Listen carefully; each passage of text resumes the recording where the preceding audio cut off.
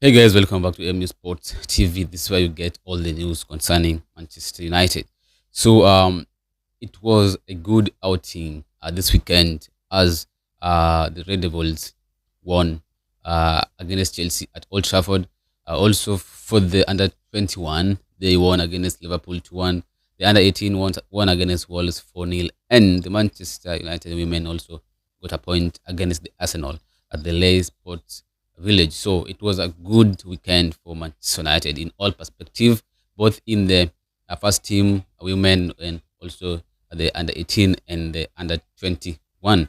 So guys, my question for you is: after the win against Chelsea, do you think the problem at Manchester United is really the manager, or do you think the players are not doing what the manager wants them to do? This has been a debate for since Ruben Amorim came in, with some blaming the manager for forcing his system, the players, and some also saying the players needs to adapt the system because at Manchester United there have been a culture where the manager came in and they tried to play as per the players demand, what the players want. When you look at Ole Gunnar, he was playing what the players he was using the system that was suitable for the players. Yeah, so the players were they had the freedom. When Ten Hag came in, he was asked if he will use his system he used at Ajax, and he said, "I won't use the Ajax system at Manchester United." So he used what the players were used to, the system the players were used to. But at the end of the day, Ten Hag was shown the door. So when Ruben Amorim came last season, and many knew that his formation, his preferred system is a back three, and immediately he used that against his first Premier League match. That was against Ipswich, where United drew 1-1. But not everybody expected Ruben Amorim to maintain his back three system. With many were thinking maybe when he comes in Manchester United, maybe he's going to divert from his back three to the back four, which the players are used to. But that wasn't the case. And Ruben Amorim has been so adamant when it comes to questions about him changing his system. Recently, he talked about even when the Pope is involved, he is not going to change his system. And he said, if the owners want the system to be changed, don't change the players, you change the man. So he is ready to go rather than changing his system. And just to let you know why I'm saying this, because leave alone the other four games we have played so far, plus the one we played against Grimsby in the League Cup, the one against Chelsea. Before Chelsea were reduced to 10 men, United had two chances to score to make it 2-0. First clear chance went to Patrick Dogu, if I'm not wrong. Yeah, one chance went to Patrick Dogu, if I'm not wrong. And is slow to react, and before he thinks of shooting the ball, because he had only the keeper to beat. Yeah, Dogu only had the keeper to beat, but he took so long to think, what am I going to do? Am I going to? He is a left-footed player, so he was waiting for the ball to land on his left side in a very good position for him to shoot. And in the meantime, Rich James read his mind, and immediately before Dogu struck the ball, Rich James came in and made that good clearance, and that chance went wasted. The second one, before Chelsea were reduced to 10 men, Cisco and Belmo, a great cross came in on that side, and I think Cisco stretched, but it was not enough. Bomo had it, but it was not strong enough. That was a chance. I tell you what, if that is Manchester City and that's a Haaland, and maybe Foden on that side, that's a goal. So before Chelsea were reduced to 10 men, United had two clear chances. United were on the front foot. They were really playing perfectly before Chelsea were reduced to 10 men. But unfortunately now, Chelsea were reduced to 10 men. That was a clear tactical fall by Sanchez. Yeah, he hit Mbomo. as the rule dictates, as the last man that was arrested, red card, and no argument about it. Even the Chelsea manager Enzo Maresca, after seeing that challenge, he was really upset because he knew what's coming, and Sanchez also knew what's coming, and it was a clear red card by Sanchez, and Chelsea were reduced to 10 men. And I think after the red card, I think the Chelsea manager he thinks a lot, he thought a lot, and he removed two players in the names of Esteva Willian and Pedro Neto. This was an advantage also to Manchester United because Pedro Neto and Esteva Williams uh, are good players. They have the pace, and when they were removed, that means Patrick Dogu and Mazraoui were smiling because they were relieved of that pressure by these two. So United scored the first goal. Bruno Fernandes. It was checked. It was close enough to be offside, but it was not offside, confirmed by the VAR. I don't know what was the noise about it because the VAR confirmed it wasn't offside. Then Chelsea were reduced. Had an injury. Cole Palmer was subbed off. So Andre Santos came in. I think that was also an advantage to Manchester United because Cole Palmer, losing Cole Palmer, Esteva Willian, Sanchez, and Pedro Neto in the first 20 minutes for Chelsea, it was really, really bad news. So the second goal came in from Casemiro, another header, another like a set piece goal, 2-0. And I was hoping that Manchester United are going to score a lot of goals after that because I tell you what, after the red card, we scored 2 goals here, and they had chances. They had chances of scoring 3, 4, 5 goals in the first half, even before the Casemiro red card. A very a very strange decision there by the official to book Casemiro. Yeah, and I tell you what, I wasn't impressed by one player in the first half, and that player is Amad Diallo. I won't talk about him much because maybe we can argue that he was played on the wrong side.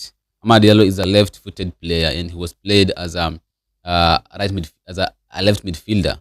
That position is meant for right-footed players. So I think maybe this played a part in his poor decision making because there were two scenarios where Amad Diallo was to square the ball to Benjamin Sesko, but he didn't. The first one, it was on his favorite side, was on the right side, whereby Amad Diallo was to do the simplest thing ever: cross the ball on the first instant.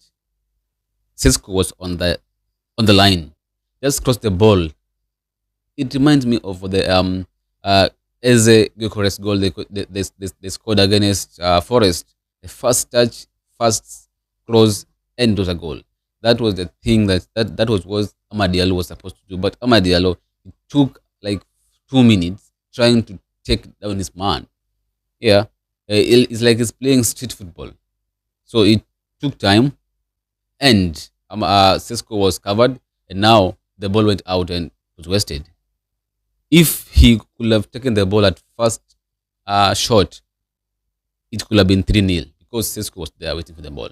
The second one came in also after, after that, and it was a scenario where Sesko was there, the Chelsea defender was here, the goalkeeper was there, and Amad Diallo was there.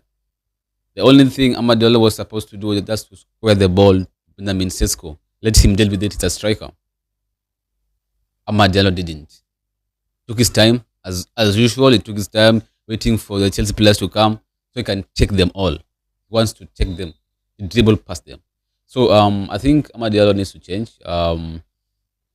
So far this season, his poor decision making has been really annoying, and he needs to adapt. He needs to change because the Amad Diallo I knew last season is really not the one that's playing this season. I think sometimes these young players, when they have the hype, it tends to get into them, and they forget why they're here.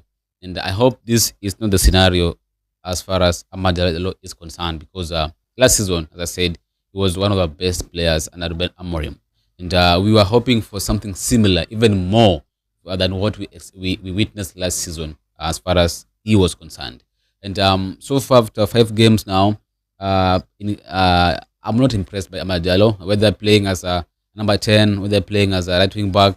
He is not at the level he was last season, and he needs to change. And I'm seeing a scenario where if he doesn't change, I'm seeing a scenario where Mazrou will be our right wing back with the back three of Euro, Delict, and Alessandro Martinez when he comes back from injury. Because sometimes a manager he feels frustrated in this system of Ruben Amorim, guys. I talked about it days ago, and I'm going to say it again.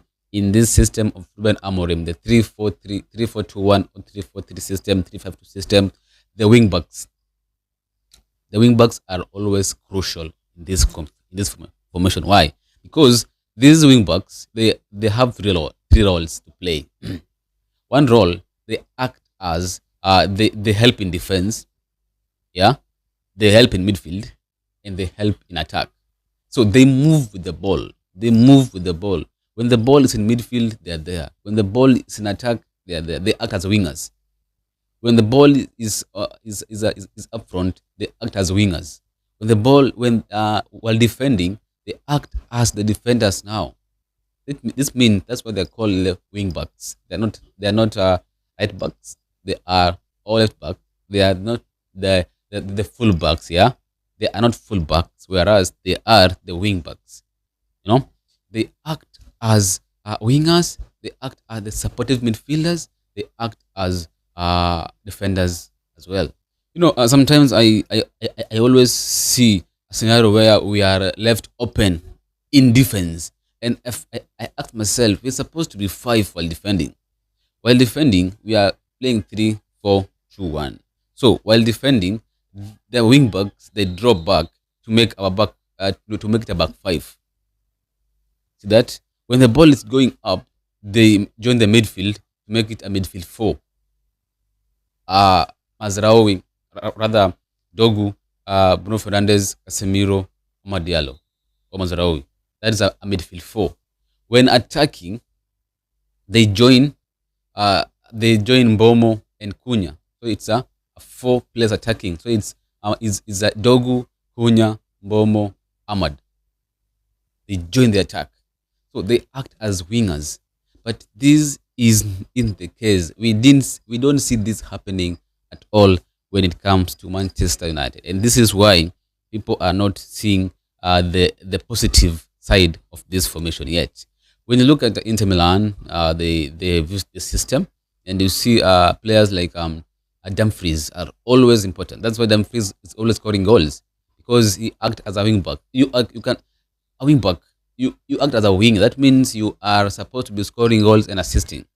For example, just telling you about Bayer Leverkusen's Sabi Alonso's Leverkusen in his first season. His second season, that is, where he went unbeaten in Bundesliga. He was playing 3-5-2. Sometimes 3-4-2-1, sometimes 3-4-3, sometimes play 4. But most of the time, Alonso played a back three, and Grimaldo and Jeremy Frimpong were his wing backs. I tell you what, Grimaldo and Frimpong were scoring goals or assisting game in, game out. They mastered that system. This is what we are not getting in Patrick Dogu and Madalo and Mazraoui. To me, Mazraoui is not and cannot be a wing back. Mazraoui is a right back, and this is why he is always productive while playing as a RCB than a right wing back. He is not a right wing back. For Patrick Dogu, he is a left back, but he has the potential of becoming one of the best wing back because he has the pace. He has the pace that is needed for a wing back. But here comes the problem of Patrick Dogu. He is not that of good offensively because his crosses and his shootings are not accurate. And that is why this formation of Ruben Amorim is not working yet at Manchester United. Because, guys, against Chelsea, if United were a serious team, whereby I saw a scenario where we could have been 4-5 nil at halftime. Three chances wasted by Manchester United. Two, Amad Diallo could have squared them for Sesko. One, Bruno Fernandes, instead of giving the ball to Sesko on the right side, he was supposed to give the ball to Amad Diallo on the left side. Because if you see, Amad Diallo was open and it was alone, more like alone. But for Sesko, he was marked. He had two players, one player in front of him and two players behind him. So, by the time the ball comes to him, he's locked. For Amad Diallo, he had a goalkeeper on his side, and there was only one defender. I think Rhys James on his behind. So he had the chance. Bruno Fernandes was to square the ball to Amad Diallo, and since Amad Diallo is left-footed, was just shooting. That's it. And it could have been 3-0, 4-0, 5-0, easy 5-0 in the first half, and that will be it. But somehow, United failed to score the third goal. Second half, there were 10 men, and I tell you what, when United were 10 men and Chelsea were 10 men, 10 versus 10 in the second half, Chelsea outplayed Manchester United. That is why I won't be deceived by the fact that we won against Chelsea. So happy about the 3 points, really happy. But I'm not being deceived by the 3 points, but the win against Chelsea. Because I tell you what, if it was 11v11, there was no way we were winning against Chelsea. That's the whole truth. Because when we were 10v10, Chelsea were dominant from the first minute in the second half, the last. And they scored 2 goals. One was deemed outside, but one was given to one. And somehow we managed to keep it and hold on to our lead. And 3 points at Old Trafford. It was good 3 points. That's what we needed. We needed the 3 points no matter how we were going to get them. And that is what we got. 3 points. So happy. Now we are on 7 points. 7 points after 5 games. And these 5 games, we have played the 3 big 6. We have played Chelsea, Arsenal, and Manchester City. Only Fulham, Burnley, and that we are not part of the big 6. So are you satisfied with 7 points after 5 games, having played City, the Gunners, and the Blues? Let me know your views in the comment section below. Thanks for watching, guys.